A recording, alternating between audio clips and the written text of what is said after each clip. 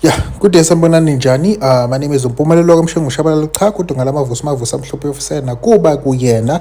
So guys, as you've seen the topic of today, we are in Shakas Rock. This place is just outside Ballito. But then before we proceed, since this area is named after the great king of the Zulu kingdom, I have to pay some tributes obviously to this lovely king with izibongo zengonyama.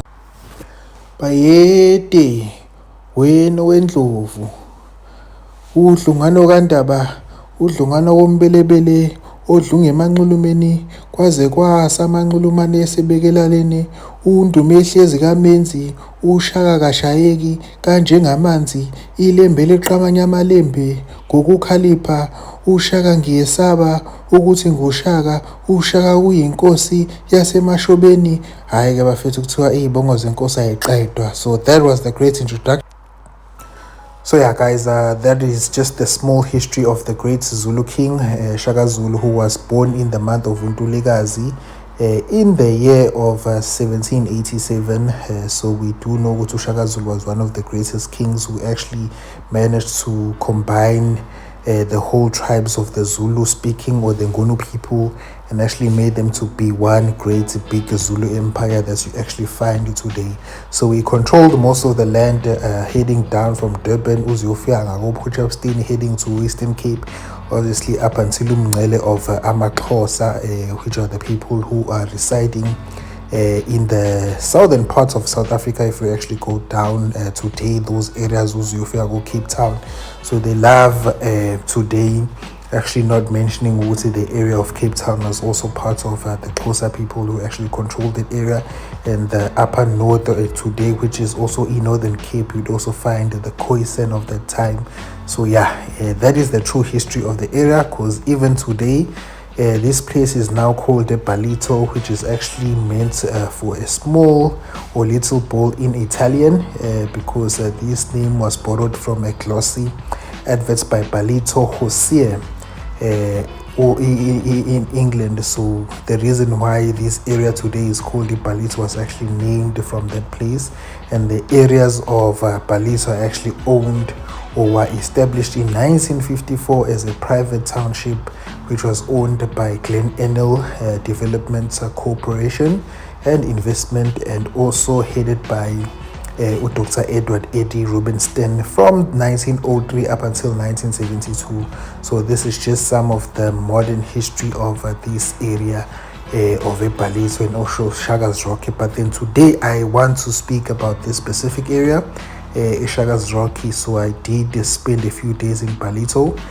For those who actually don't know Ballito and you are looking at this video from other parts of the world, Ballito is a small town just outside of Durban. So Durban is the third most economically rich town or city in South Africa.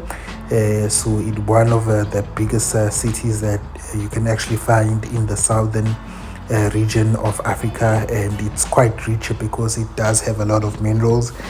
Even currently as we're speaking, there is a huge fight to actually control a lot of minerals in this area, and a lot of land under KwaZulu-Natal is still owned by the Zulu king even up until today. And to be honest, there are lots of minerals that are actually found in this provinces. So people in this provinces still do not have peace.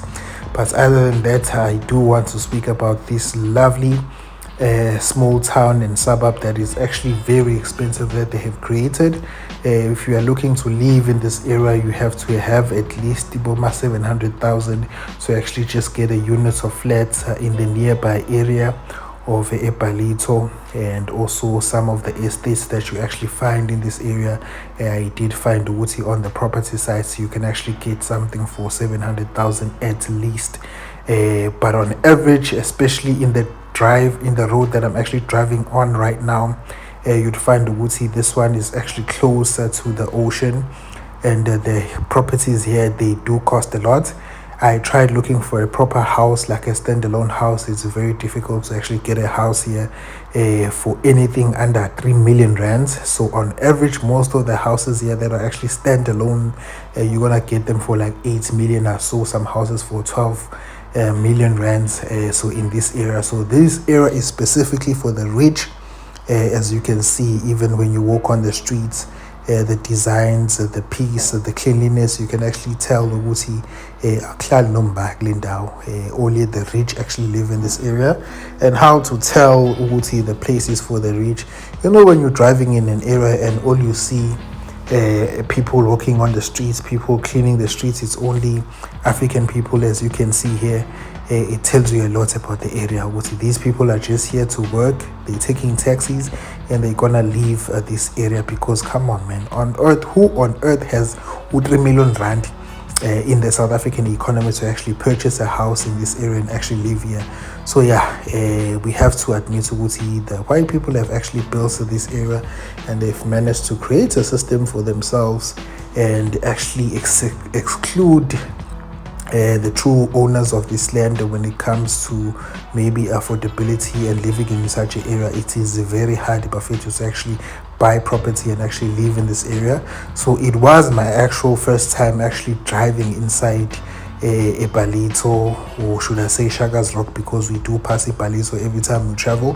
But then the specific areas was my actually first time actually going inside and actually driving through the suburbs, and just to see how does this area actually look like today, because this is still a fairly new town. And it's expanding, because it used to be quite small, but you can see it's expanding over the years, and it's actually attracting a lot of investments, because even surrounding Ballito to Zimbali and all those areas here, Dolphin Coast, you'd find there are a lot of investments, a lot of people investing in properties. Golf estate as Okandwa. There's also the sugarcane company.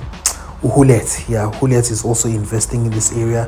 They're also creating some sort of estate and some clubhouses, because I remember actually checking their sites when it comes to the investments, if you want to buy their shares and so on. So they were actually showing us these are the investments that they actually have in this area. So then this is the area. You are looking at having at least 3 million rands to actually live in this area and own a standalone house in this area. So this area is specifically for the rich. So I'm pretty sure 99.9% of people who actually own property in this area, it has to be people of a color of the white race in South Africa. And you can actually find a few Indians here and there, because even when you drive and the actual cars, you see the people driving, there is 1 or 2 Indians here and there, but the majority of the thing, it's actually white people who actually own the land here. And this is how they live, this is how they've created wealth, and this is how they find shelter in South Africa when it comes to actually living in such an area. But other than that, please do remember to like, subscribe, comment down, and do ask any questions. This is it from Shakas Rock. Danko.